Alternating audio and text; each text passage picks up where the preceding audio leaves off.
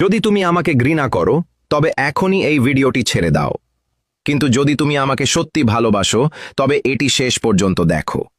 অসুবিধার জন্য দুঃখিত, কিন্তু আজ রাতে আমি তোমাকে এমন কিছু বলতে যাচ্ছি যা তোমার জীবন বদলে দিতে পারে।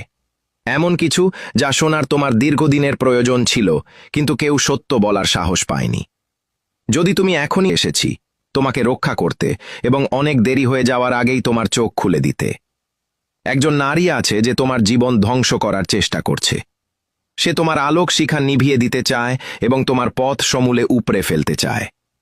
সে তোমার সব দুর্বলতা জানে, জানে তোমার প্রতিটি পদক্ষেপ এবং সঠিক সুযোগের অপেক্ষায় আছে তোমাকে আঘাত করার জন্য। আমি এই ভিডিওর শেষে তার নাম বলবো, কিন্তু তার আগে তোমাকে ভিডিওটি এখনই শেয়ার করতে হবে। এটি আমার জন্য নয়, বরং এই সত্য যাতে কোনো বাধা ছাড়াই তোমার কাছে পৌঁছাতে পারে। এবং একটি কথা আমার সন্তান, তুমি কি আমার কাছে থাকা এই বোতামগুলো দেখতে পাচ্ছ?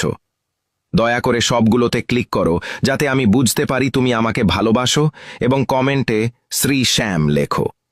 তুমি যদি যে কোনো একটি বোতামেও ক্লিক করো তবে আমি অন্তর থেকে তোমার প্রতি কৃতজ্ঞ থাকব, কারণ তার মানে তোমার হৃদয় এখনও উন্মুক্ত।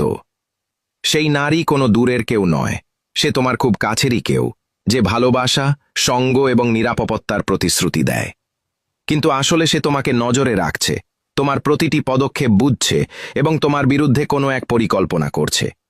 সে বিপজ্জনক, চুপচাপ, অত্যন্ত চতুরতার সাথে কাজ করে এবং তোমাকে কষ্টে দেখতে চায়। তাই আগামী দিনগুলোতে সাবধান থেকো, ইশারার দিকে নজর দাও এবং সবচেয়ে গুরুত্বপূর্ণ কথা, তার থেকে দূরত্ব বজায় রাখো। সে কে তা জানার জন্য সবুজ বোতামে ক্লিক করো এবং তোমার তালিকার তৃতীয় ব্যক্তিকে দেখো।